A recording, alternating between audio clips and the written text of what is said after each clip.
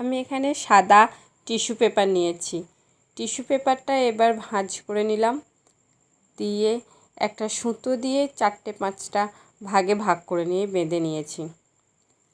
আমার কাছে colouring sketch pen বা ওয়াটার কালার যা থাকবে, আমি এখানে ব্রাশ পেন ইউজ করছি এবং একটা ভাগ করে নানা রকম কালার করে নিচ্ছি।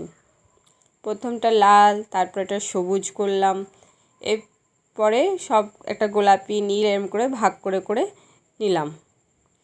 একটা ব্ল্যাক প্যাস্টেল পেপারের মধ্যে আমি একটা মেয়ের ছবি এঁকে সেটাকে কেটে নিয়েছি, দিয়ে একটা গ্রিন পেপারের ওপরে তাকে লাগিয়ে দিয়েছি আঠা দিয়ে।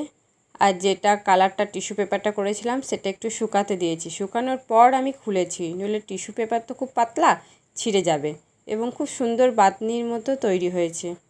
আমি এবার এটা লাগিয়ে দিলাম, খুব সুন্দর স্কার্টের মতো লাগছে। এবারে একটু এটাকে ডেকোরেশন করে নিলাম হোয়াইট পেন দিয়ে। আমি মালবিকা, আপনারা দেখছেন মালবিকাস ক্রিয়েশন 2021। যদি আপনাদের ভালো লেগে থাকে তাহলে অতি অবশ্যই একটা লাইক করবেন, কমেন্ট করে জানাবেন, আর আমার চ্যানেলটা সাবস্ক্রাইব করে পাশে থাকবেন। আর এই বাঁধনি প্রিন্ট কিন্তু দেখতেও খুব সুন্দর লাগে। ছোট ছোট সাদা কাপড়ের ওপর ফেব্রিক কালার দিয়ে করা যায়।